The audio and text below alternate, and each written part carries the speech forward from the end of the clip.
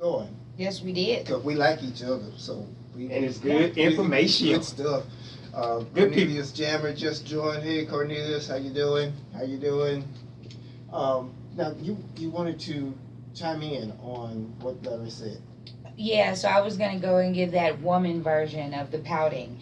So I've been known to pout a time or two, maybe once or twice. Yeah, just maybe once or twice. What I will say in my journey, what I'm learning is I pout less now. And the reason why I pout less now is because I really don't have expectations of people like I used to. Okay. So that's the very start. That's the starting point. Really understanding that people are only going to do what they are actually capable of doing. So understanding that has helped me to not pout as much. But what I learned is when I'm pouting, it's because I'm not getting my way. And when I'm not getting my way in the past, I would throw the whole person away. Literally, like, okay, so we're not friends anymore, or we're not dating anymore, or whatever the case may be. I'm throwing the whole person away. And what I'm learning now is that just because a person can't meet my expectation or can't meet something here doesn't mean that there's no value in the whole. And so learning that I can take a moment. It's okay for me to feel, even though he said it's about, if it's okay for me to feel how I feel, but I got to get out of that, because feeling it isn't going to help anything. But when I pray about it and I think about what the purpose of it is, right? So why am I going through this? What is this about? When I think about it more on a cognitive level and pray about it, then the pouting is less. Because then I really understand that if I didn't get it, it probably wasn't meant for me to have it, or it wasn't the time for me to have it, or it could also be that if I got it, I wasn't going to take care of it, treat it well, do it. You're just like, there's this whole slew of reasons as to why universally and godly you did not receive a thing that you believed you wanted, right? Mm-hmm. So that when I've learned that, I do less pouting. So what I heard you say was, yeah. You said you threw the whole person away. Mm-hmm. You gave my definition for anger. Oh, yeah. You didn't get what you wanted. Yeah, well, then that's where that comes directly from 2 weeks ago, I believe. We had a discussion, and we were talking about all anger is when you don't get what you want. Correct. So it's the same thing. I mean, pouting is just a nicer way to say that you're angry. It's a little bit more it's a little bit more subdued, right? Where when people think anger, they think burst, right? They think aggression. Pouting is like passive aggressive, right? But on either front, I pout less and I get angry a lot less now. Yes. And I realize that just because a person didn't give me what I wanted at that time, it's not a never, it's a not now. Right. And you also understand that you are going to get angry. Yeah. But you don't have to stay angry because you understand the causes. Right. That's on me, that I'm choosing to be angry. Yeah.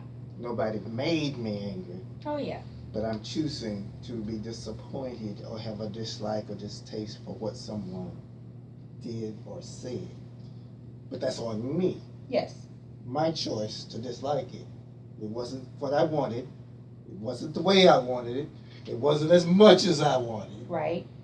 And you were the wrong person that I wanted it from. I shared with a friend that what I'm trying to do is have longer gaps between when I'm living in my flesh. So when I understand that when I'm operating in the spirit, when I share with people in the spirit, when I think about, even on the way here, so I'm going to share a quick antidote, my story. So I had a very, very long day. With some amazing things happening and some blessings happening. And I wanted to go home, but I said, no, I made a commitment to come to the show, so I'm going to come. I know that I'm going to be a little behind, but I'm going to come. That wasn't a decision that I made with my ego. It was a decision that I made with my spirit, because I knew it was the right thing to do, and I knew that was what God was calling me to do, even though I knew I was tired. So I came, and I was like, you know what? I can rest when the show is over. I said that because I'm trying to go with There are things that we do that are happening in our ego. Mhm. And then there are things that we are doing that are happening in the spirit. Right. When I'm operating in my spirit, life moves exactly as it's meant to and as it's supposed to, and I have less moments of pouting. Do you also enjoy the tiredness from that? Yes, Rather than because so even Tiffany was tired, but God said differently. So even here, like I'm but I'm enjoying the conversation. That's the first thing. But then the other part of it is that not only do I hope that what I share helps others, but being here to talk to you all helps me. True. So understanding that sometimes you, like, not sometimes, as often as you can, because we're not perfect, Right. as often as you can, you have to be as obedient as you can, because like you when your spirit is telling you, Mhm. I know I'm supposed to go over here, Mhm. then you're supposed to go over there. Right. When that little thing in your head that says, but girl, you tired. Right. That's not God, because God told you to go Which where way you you were wanna go. supposed to go. Your word obedient Yeah. is a lot of people don't like that word because they don't quite understand it. But it's just, to me, obedience is nothing doing more than just putting yourself under another authority to get the blessings that he already has out there for you. And when you come out of this, you'll see how blessed you really are, because not only you're being blessed, but you're blessing others. Oh yeah. And as long as you're giving, we talked about, your pastor was reading yours, and mine is The Blessed Life, and the last chapter we just finished was doing the right thing. Mm-hmm. You know, and before the end, when I rest my head down on the table, I told Chris I came from 1960, so Mm-hmm. you know my traffic, and then, Yeah. and then there's a rodeo going on. I did that thing I told you about this morning. I pinched. Yeah. I said, okay, that's the flesh telling me to stay on this side of town, but no, but spirit said, get in the Right. car, get to where you need to go, and doing the right thing. And while you're doing the right thing, then when I raise my head down at night, I can sleep good, knowing that I Yes. fulfill what he asked me to do, and didn't reject any of the things and miss out on what he has for me and what my blessings are. Yeah. And that's what it's really all about. And we have to do that, back to that point of the course that you're going to be taking, the information we're giving it is one step at a time. Right. It's getting through now. I'm gonna say something that might not even be popular opinion, but I'm just listening Go and put ahead. it out there. Go ahead. You're Take the talk. going to bow to something. Yes. Because you are not the authority. No. Us as humans, we are not the authority of anything. Right. So you're going to bow to something. The question is, are you going to bow to goodness, or are you going to bow to something that is not good for you? Right. And we choose a lot of things in this life to guide us or to lead us. But for me, if it's goodness, and if it's God, and if it's grace, and if it's all of these things, when I'm obedient, there is always something amazing waiting for me on the other side of it. I can't tell you one time that there hasn't been something amazing waiting for me. I'm not saying that means that everything is sunshine and roses, Right. because I know that it's not going to be sunshine and roses, but when I'm doing what I know I'm supposed to be doing, Yeah, absolutely. in that process, Absolutely. and I can say, oh, well, Tiffany, you know what? It's not you. It's this It's world. right. It's this right. earth. It's right. this whatever. Right. And then sometimes it is me. So what I heard you say was Okay. number 3. Oh, okay, yeah. Start being honest with yourself about everything. Yes, definitely. That's a difficult thing to do, but I've been doing that a lot lately. So explain that, the two of you, about being honest with yourself. Now, a lot of what you already said is about being honest Mm-hmm. about everything, because our cheat sheet says being honest with yourself about everything. Mm-hmm. Do you want to read that for us? So be honest about what's right, as well as what needs to be changed. Be honest about what you want to achieve and who you want to become. Be honest in every aspect of your life, always, because you are the one person you can forever count on. Search your soul for the truth so that you truly know who you are. Once you do, you'll have a better understanding of where you are now and how you got here, and you'll be better equipped to identify where you want to go and how you want to get there. That sums up most of what you said Right. in simple words. But most folks haven't gotten to that point yet.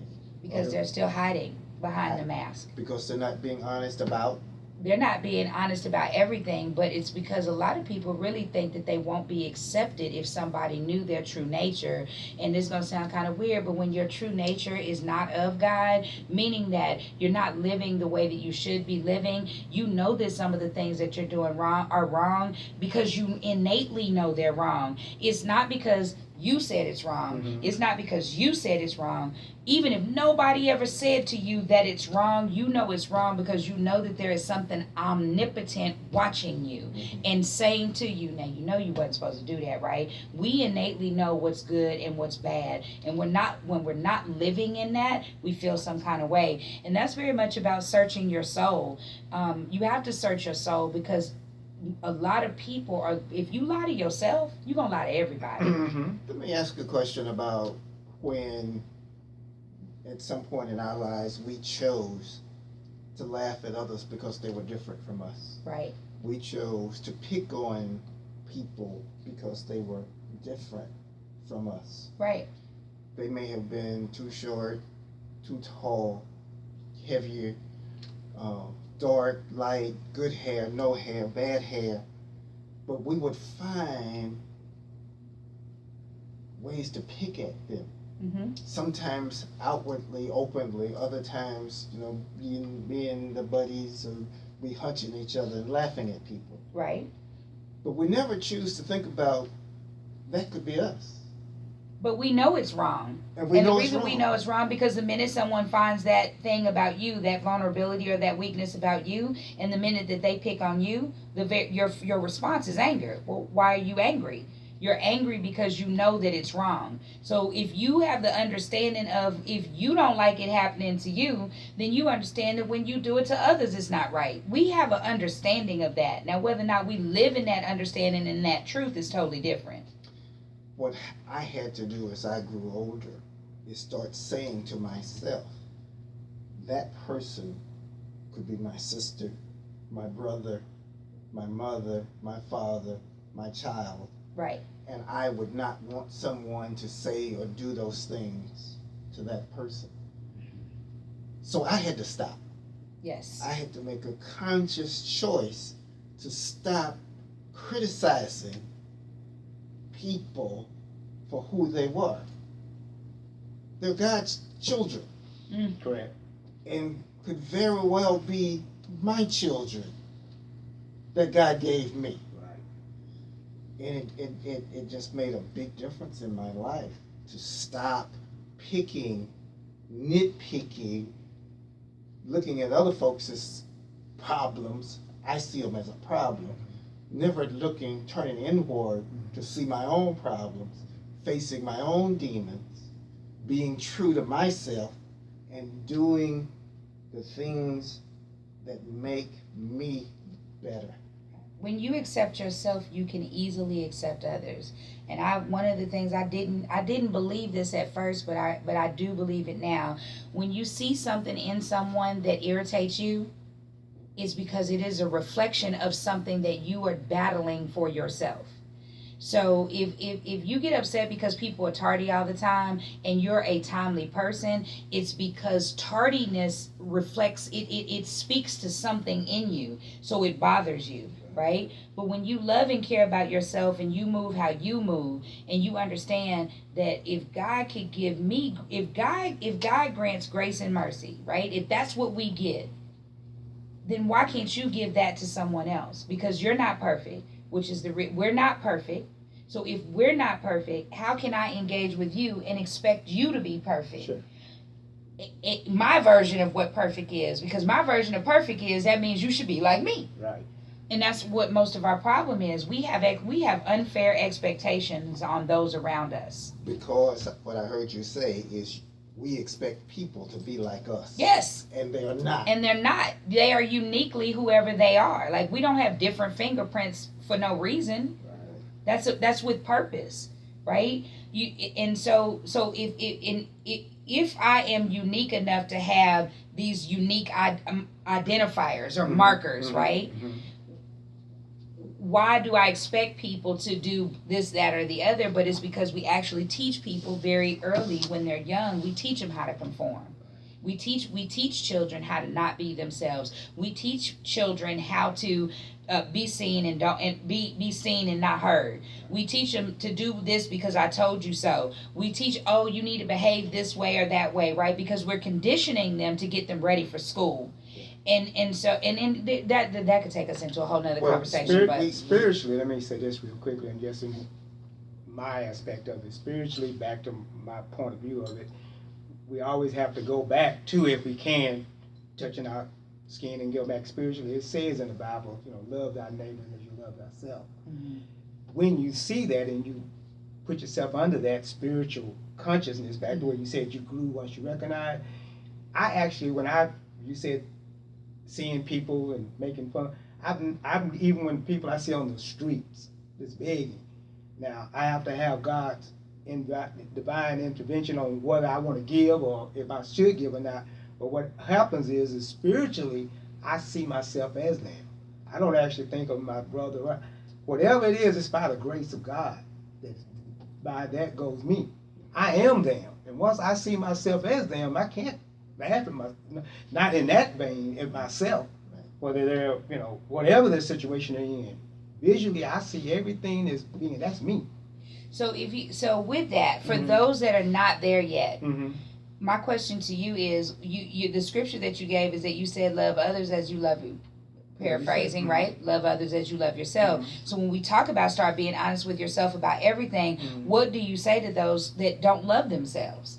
Because so many of us don't love ourselves. Right. So what is your advice to that person? You use your own personal experience of where you are at your time in life, how you are beginning to love yourself.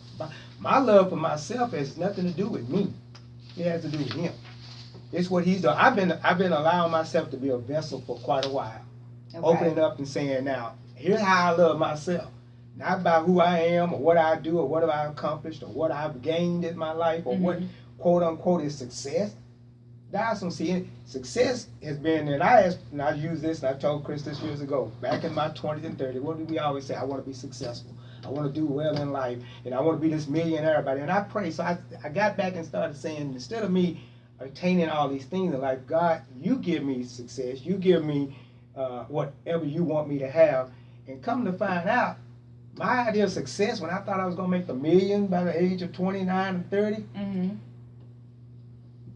and I gave it over to him, not trying to work at the job or what I was going to accomplish through corporate America, he all of a sudden started giving me peace. Okay. And I go, what is that peace? Then he started giving me joy. Then he started giving me things around me that I couldn't put a physical, the money and everything on. And I go, oh my God, I'm getting what I asked for, but I'm getting it through him instead of what I thought it would be. Because back to my point, when you said, how do you, people that are not there, my ways are not his ways. So what I have to keep thinking is what I see as in the physical realm, how does it work in the spiritual realm? Okay. And then I started working with people that don't see success in themselves or don't have those things and go, here's what I'm finding out. Here's what I'm finding out for myself. Got it. Okay. And those that can relate, and if I'm using myself as a vessel, I never worry about how they take it and everything, because I know if it's spirit-led, it's going to be into them and they're going to get what God wants them to get from it. So what I heard you say was... and I like that. Well, go ahead. Yeah, what did you say? Go right ahead. If a person is out there and they are struggling with loving themselves, that is not something that they can deal with they have to deal with that in a spiritual way. So that is a spiritual thing that you have to come to grips with to be able to love yourself as God loves you, right? And then they can come on over here to the mastermind and talk with you and Chris and get that road to loving yourself, right? And another one of those reasons why people don't love themselves is that they were not shown love as children. Right. Okay.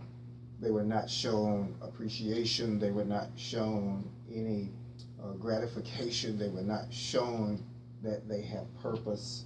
Okay. So when you're constantly beat down by your loved ones, when your personal space is invaded Mm-hmm. by someone possessed by an ungodly spirit. And I'm Okay. talking about people that have been molested by their relatives or their friends or their neighbors. Or emotional Em- abuse emotion- or verbal mhm, abuse. mhm. There's lots of that Then you start to not love yourself. because you believe what they You said. believe what they say. Gotcha. And we are children, even as adults, we're still children of God. Right. But if the person that is responsible for your well-being is so hurt and damaged and angry themselves, Mm-hmm. they have nothing to give you but Correct. that same kind of emotional output. So I have two questions. Okay. So the first question that I have is, what are the identifiers of that? So if there's a person that doesn't love themselves, and right now what we're talking about for you guys out there, we're talking about the difference between living in victim mode, not because of yourself, but being a victim and moving from being a victim to being victorious. So those are two totally different mindsets, right? So one of the questions that I have is going to be, what kind of behavior is that type of person exhibiting? So if they've not been loved, and they're not loving themselves, so give me some examples of what kind of behavior is associated with that. Because there's some people that don't believe that they don't love themselves. So does that make sense what I'm saying? So what does not loving yourself look like? Addictions. Okay. There are addictions. You can be addicted to food. Mm-hmm. You can be addicted to cursing just as much as you can be addicted to a drug. Okay. If every word out of your mouth is ugly, Okay. there's a reason. There's some cause for you to feel or have to say that, to Okay. express yourself that way. The behavior is, if this behavior is destructive, if you're constantly angry, if you're constantly unsatisfied with the world, that means you're unsatisfied with you. So what I'm hearing you say is that if your behavior is not of God, then you may really be unhappy with yourself, because it sounds like everything that you have associated it to, addiction, cursing, or these are all things that we know fundamentally are not good for us, right? Destructive. They're destructive. And Right. so if it's destructive, it may not be of God, which means that you may be not liking yourself. Because if you loved yourself, you would be doing better things for yourself. We would treat ourselves better Okay. if we loved ourselves. Okay. Now, a lot of folks are animal lovers, Okay. and they will treat their animal sometimes better than they will treat themselves. Okay. Very So true. my question And is, others. And and others, yeah. And others. So my question is, would you feed cocaine to your dog or your cat that you love? Would you allow them Absolutely to not. smoke or dream? I'm not a pet person, so you really don't want to Now ask you me. mean, that but question. no, I got you. most pet people would not. Yeah. But let's say you're not a pet person. I wouldn't. I was being funny. I But- wouldn't feed anything bad to anyone. You own Mm-hmm. a racehorse that could win the Kentucky Derby. Okay. Would you feed it junk food? No. Would you let it stay up late at night smoking cigarettes when it's got a race the next day? No. Would you talk about it bad and beat it like it was a horse?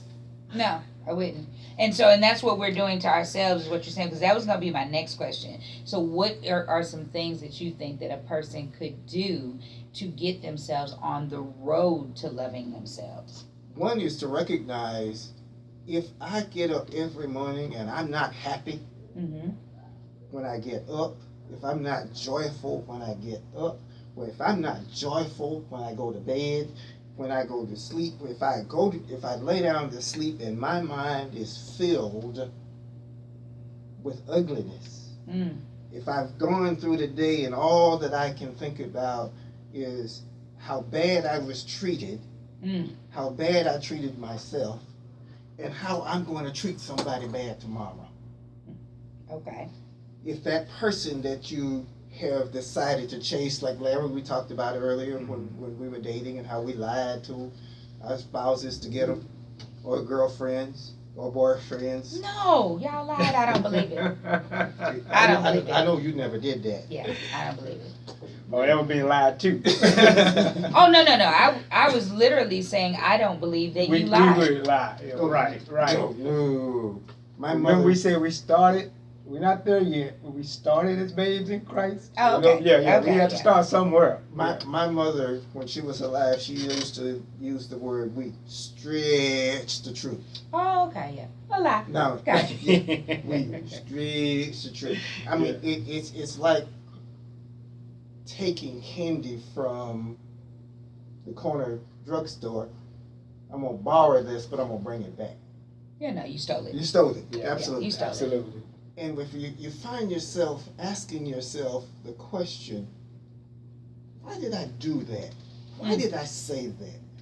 What is the reason? You have to find that reason why I feel that everybody that I confront, I have got to give them a piece of my mind. If you find yourself in that position of doing that, you don't love yourself. Right. Because who needs a piece of your mind when your mind is not centered on God or the right thing? Can you repeat that? Say that one more time. Your mind, how can you love yourself when your mind is not centered and you're not doing the right thing that God would have you do? Love yourself. So if you are constantly bickering, if your self-talk is not positive self-talk, you don't love yourself.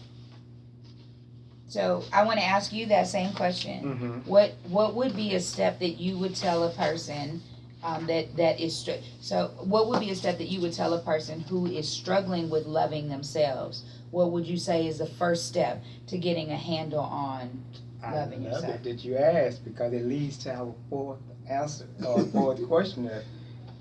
You start by, and it says you start making your own happiness a priority, and you have to search within yourself. Okay. For that, and I'm gonna read it real quick if you don't mind, because it's an excellent segue to that next one. Your needs matter. You have to have value. You put value on yourself. Yeah, your need matters. If you don't value yourself, look out for yourself, and stick up for yourself, you're sabotaging yourself. Remember, it is possible to take care of your own needs while simultaneously caring for those around you.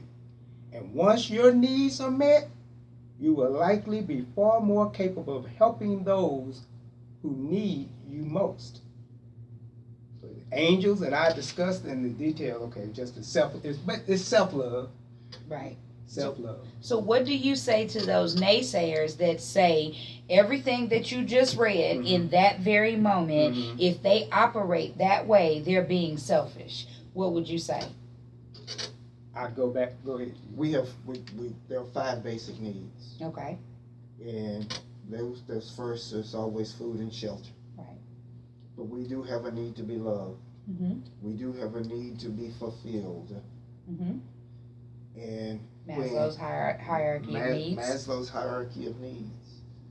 And when any one of those needs are not met, then it throws us off track. It can cause us to be angry, disappointed, disillusioned, sabotaging, blaming others for our condition at that moment.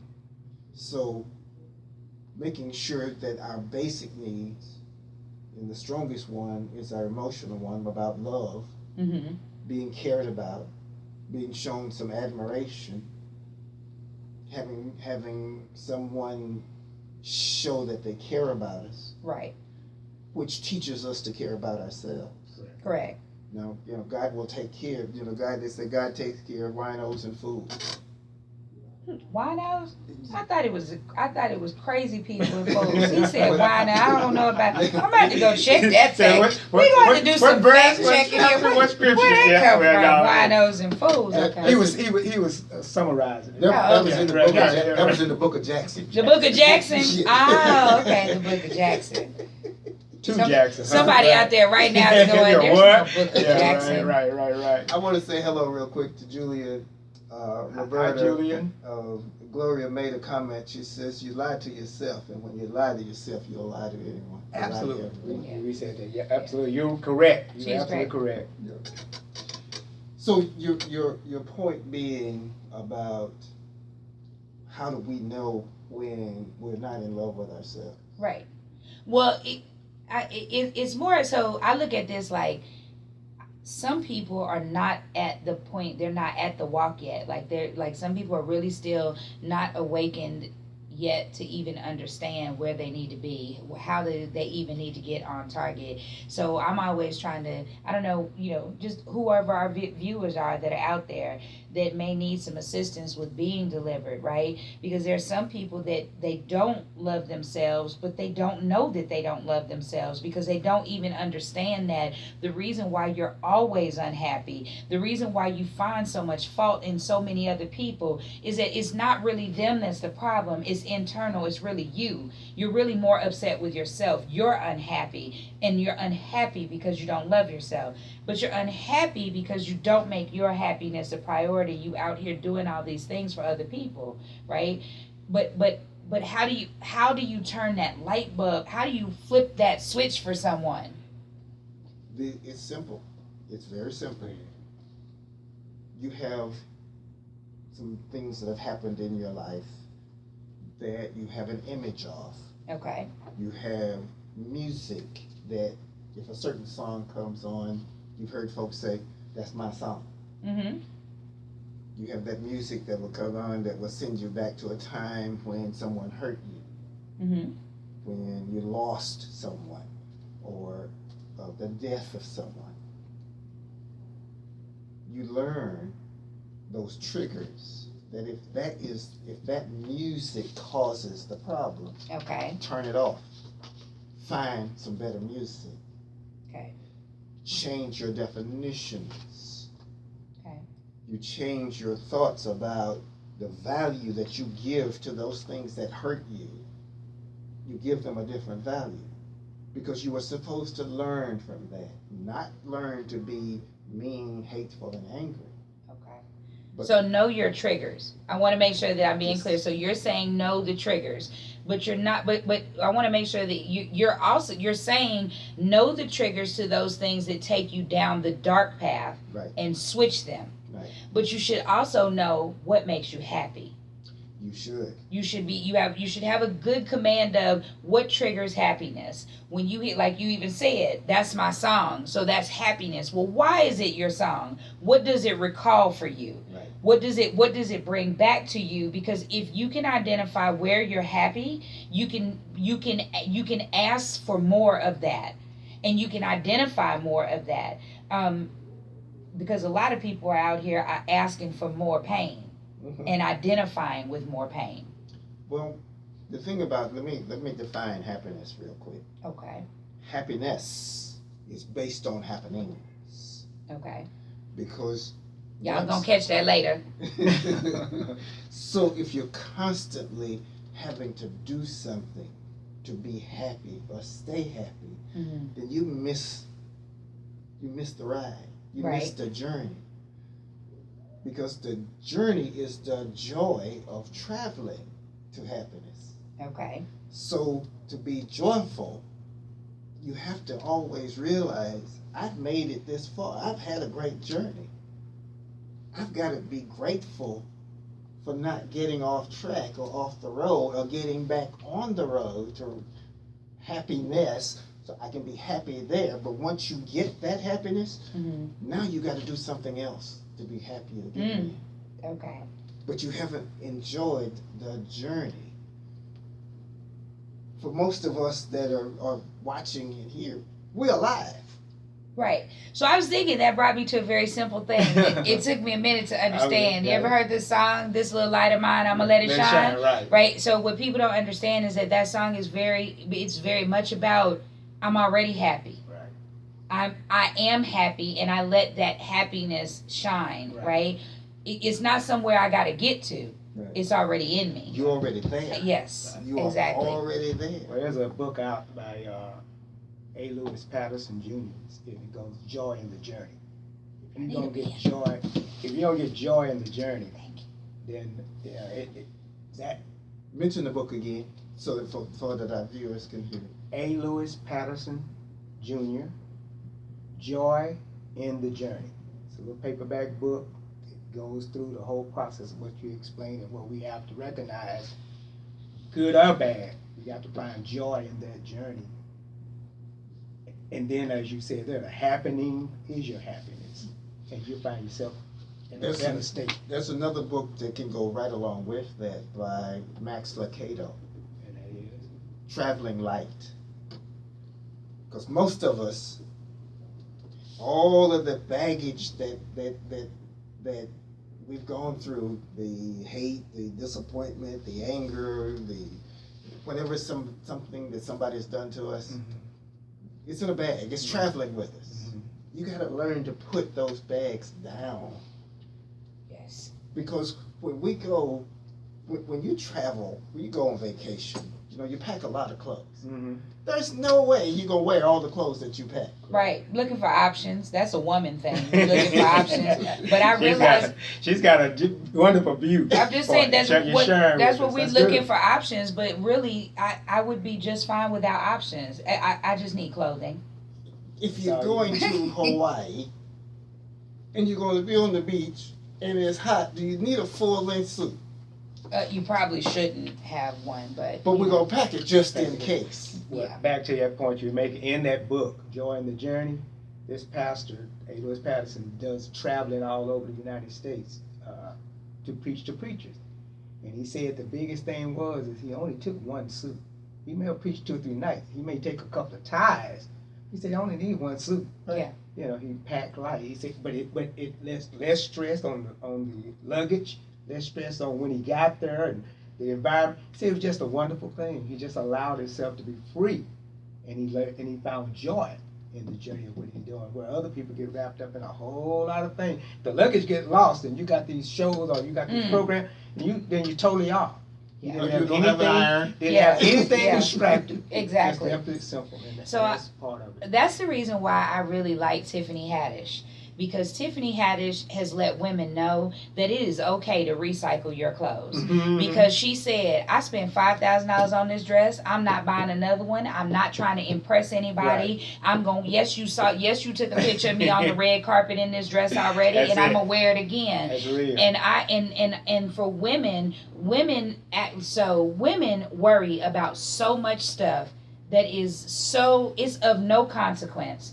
And it's very disturbing because when you get to a point in your life where you don't worry about those things, you have to worry about women saying things to you like, that's not very feminine or what. Yes, it is. At the end of the day, I don't have to have 100 pairs of shoes in the closet. I can't wear 100 pairs of shoes at one time. Does that mean that I don't love shoes? Yes, I do. Yeah. But what I need is the basics, right? What you wish or what you want. I just need clothing. Right. So if I have to make a decision on, it's not about how much what you're wearing cost, but so often women worry about what do other people think. So when you see me, did you see me in this suit already? And then does that make sense? Whereas men do the same thing. Do they? Okay, so I assume that men didn't do that, and I'm gonna tell you guys that I share with everybody. I was homeless for about 2 weeks because I didn't want to tell anybody what I was going through, and I slept in my car and at my office.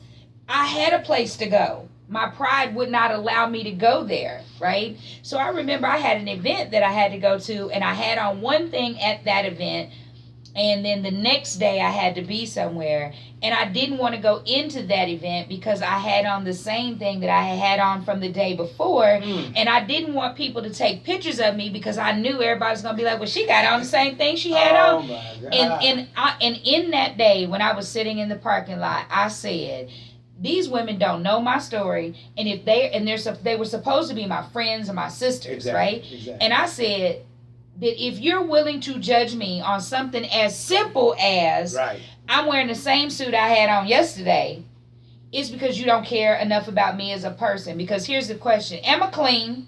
I'm not smelling. I'm not offensive. Right. So, but that's where we are as people. As people, we sit and we worry about a lot of things, and we attach those things to our value, and then those are the things that make people unhappy. So I'm saying that because you said the pastor says he only travels with one suit, and I am learning that coming from being a woman who had a lot of means.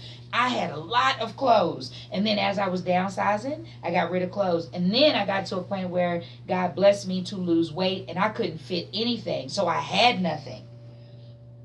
That's a story. That's a testimony. You know what I'm saying? But I don't feel any less value because I have less clothes. I've had friends give me clothes. I'm like, oh, I really like that. Didn't spend a dime on it. Have more money in my pocket. There you are. But what matters the most is that I feel good about myself. Yeah, you're having joy in this journey. Yes. I'm feeling it just from the conversation we're having. What was the name of the movie that Will Smith was in with his son? He was a stockbroker. Pursuit of Happiness. Pursuit of Happiness. Yeah. What was the moral of that story? Because he went to work. Mm-hmm. He didn't have but one suit. Mm-hmm. But he had a goal in mind. Right. And he was intentional. Right. That's the whole thing, being intentional about what it is that you're doing. And I say that because God does not intend for us to not have. He intends for us to be blessed abundantly. He does. That's what his purpose is. What I had to learn is that the blessings are supposed to be contingent upon him, not me. Yes. So if that means I got to take everything you got for you to focus on me, right? That's what he does. That's how he works. And especially when he knows that he's already reached out to you, he's already told you, he's already expressed to you that I'm calling you. Yes. Your presence is required. Yes. There's a story in the Bible about David when he was so happy that he danced out of his clothes. Yeah, and I've done that. And his wife ridiculed him mm-hmm. because he danced out of his clothes, but he was joyful about God. Mm-hmm. How many times have we allowed other folks' criticism mm-hmm. of us or our thinking about their criticism stop us from being joyful about the gifts that God has given us? I did it so often in my life that I really believe that it hindered my gift. Right? I did it so often that I couldn't live in the place or be obedient to God because I was so worried about what other people would think about it. So when you're at a point in your life where you start living in the grace that is uniquely you, mm-hmm. you don't really care about what other people think. And I said, don't get me, we're human, so you still gonna have some kind of attachment. You might feel some kind of way, but I've learned how to get myself out of that, because if it doesn't have what my purpose is here on this earth for in this life, if it's not attached to that, I don't care about it. Tiffany, let me ask you, what I'm hearing, and it's just so inspiring to me, because we've been talking about growth. And even just in every explanation and the explanation you're giving me right now, I'm just seeing God do wonderful things. Your testimony is powerful. You're emptying self to fill up with everything and make yourself a vessel, so that when He fills you up, it's not. And back to my point, it's never me in anything I do. It's Him working through me. I just been there to be a vessel, and that vessel blesses people. Yes. And the beautiful thing about it is we get blessed along the way. Right. Yes. He gives us our blessing, then He blesses others. And now when you ask me that question, well, how do people come to change? Because what they see in you and recognize it, and you have to, but it's not me. If it was me, And I'd be all pried up and look what I've done and everything. It ain't got nothing to do with you. And so y'all, so for those that are where I'm at, right, what that means is when you hear people say that you need to give God all the glory, that's really what they mean. Because I didn't know what that meant. At the beginning of my walk, I had no clue. What do people mean when they say you got to give God the glory? Well, what they mean is that when you are receiving blessings and you are a blessing to others, it's not you. That's not Tiffany. They're like, I tell people, if you have been in a situation where you having a conversation with somebody, you don't even know where those words came from. I know where they came from now, but I didn't know where they came from. Right? There'll be times when you're having a conversation with somebody, and in your mind, this isn't really something I know. Like, I didn't go to school for this, or I blah, blah, blah, blah, blah. Well, where did that come from? Think about it. If you downloading something, there you go. It came from somewhere. It came from somewhere. Right? The only thing that can really come out of you is what you allow to let something be put into you. Yes. And once that comes out, you walk away from it. And what's beautiful about it, you leave it there is what God is to see. Because if you understand the agriculture of life, everything we do is seed planting. Right. And we had some seeds planted in us. Seed planting. Yes. And the harvest is left up to him. Because the farmer don't control the harvest. All he controls is the seed planting. And just for y'all that are new, like me, know that there are some seeds that have been planted earlier in your life that are seeds of goodness. There's some seeds that were planted in your 20s. There's some things that was planted to you in your 30s. Do not be frustrated with yourself if you know it was planted in your 20s and you're now in your 40s and you're just now getting it, because all that matters is that you get there. And I say that because I used to beat myself up. I knew that there was a calling on my life at like 24 years old. I like when I tell you I knew, it hit me in the head like a sledgehammer. And I was like, yeah, I'm not ready. I'm going to do that later when I get older. I'm going to enjoy my life. And so the funny part is that there's consequences for that. There are consequences when you know what it is that you are supposed to be doing, but you're not doing it. And you're right, there is a delay, but then also there is some unnecessary pain that you have to go through. But it's not you're inflicting that on yourself. I'm saying that to you guys just to let you know that if you're out there and you know that you should be doing better, you want to do better, first thing you have to do is forgive yourself and start from today, because it's a daily process, and just start with waking up, being grateful for having another day, and having another day to be able to be obedient to whatever it is that God is asking you to do. As my pastor would say, by George, I believe she's caught it. And we will have another day. Absolutely. Which is next Thursday, and we're getting ready to close. We have some folks that have come into our location here for a meeting, and we're going to close a few minutes early to allow them to have their time in our place that we rent out for people to have meetings and network. But before we go, we have some closing words for you. We will be back next Thursday, and we are going to start on another section of our 30-day challenge and some things that you can do right now. But I'm going to allow these folks to talk a little bit about themselves and what they have coming up and what's going on. And then Larry will let you have your last word. But your last word is going to come after you. She tells us what she's got planned this weekend. Oh, so I have two things I would like to share, if you don't mind. The very first thing is, you guys, if you are in the nonprofit industry, or if you aspire to start a nonprofit or an association that can help with community or community development, this weekend we are having a workshop. It will be at the Hiram Clark Multi-Service Center on February 23rd. It is a workshop to help you with ramping up your nonprofit. So if you need help with startup, to learn how to start or try to structure and build your nonprofit, their price tag is, I can offer $149 for a full day workshop. It's 8 hours. It's amazing. There's 3 facilitators. If you're interested, please send an email to the new CEO workshop at gmail.com, or you can follow me on social media, Tiffany Taylor Hicks or Velvet Rope Experience. The information about the workshop is on my website under events. I'd love to see you guys come out if that's something that you're interested in. Then the next thing I want to share is that we do have a nonprofit networking cafe networking meeting. We have it here at this location, which is 2646 South Loop West, Suite 370. 78. We have it the last Thursday. For now, it's the last Thursday of every month, which would be February 28th. Come out and network with us. It doesn't matter where you are, whether you're a business owner, whether you want to volunteer, whether you have a nonprofit. It doesn't matter what you do. The goal is to come out, meet people, and get involved in the community, get involved in the goodness that's going on. Most of the people that come to the event are very inspiring and motivational. And it's from 6 to 9 p.m. Right. And that is on February 28th here at this location. If you want to know more about it, again, follow me on social media.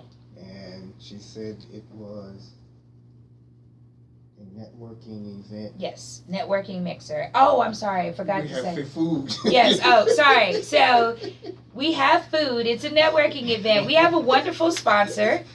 The Mastermind Wisdom University is the sponsor, and they sponsor food. So we have food, and we also have refreshment. That matters because we want you guys, go ahead and come directly from work. Go ahead and come. We have something for you to eat. We can feed you in multiple ways. We can feed your belly, and we can feed your spirit. So go ahead and make sure that you come out. I'm super excited. I'll be super excited to see you guys.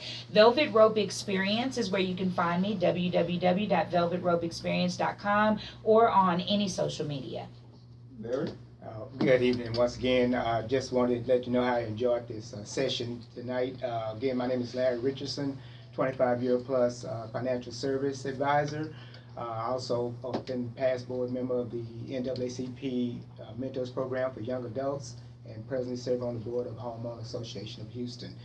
This Saturday, I'm also going to be participating in a seminar at the Commandment Missionary Baptist Church at 7122 Carruthers Street. Those that are on the northeast side of Houston, you may know where that is, between the Lay Road and Homestead. That's the Commandment Missionary Baptist Church. Seminars from 10 to 12 at 7122 Carruthers Street, 77028 is the zip code.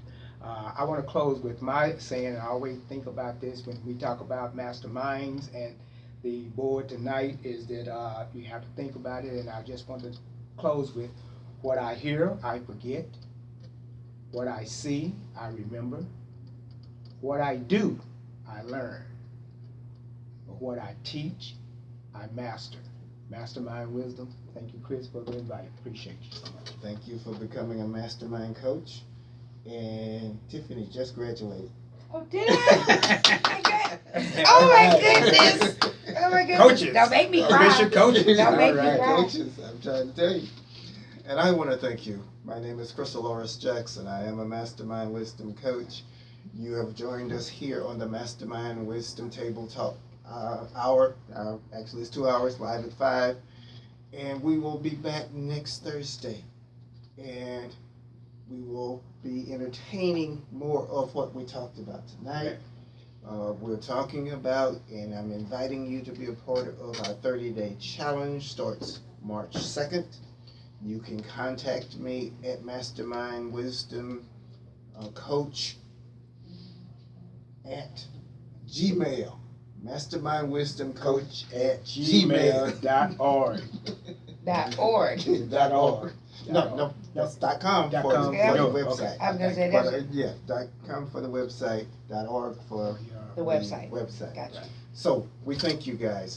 There's just so much more we want to say to you and give to you, but we have to go. Run out of time. We enjoyed it. We love See you guys next week. Y'all come back here. Come back. All right. Good job. Thanks for Bye-bye. joining us, Tony, Bye-bye. Julian, and Rhonda. Bye-bye, guys. Bye-bye, guys. Who's the author of Sighted? Joel Olson. Excellent book. Okay, and then Traveling Light. Who's the? John Maxwell? John Maxwell. No, I'm sorry. No, Max Lucado. Max Lucado. Okay. Max. Can you spell that last name? MAX LAC Lucado. LUCACO.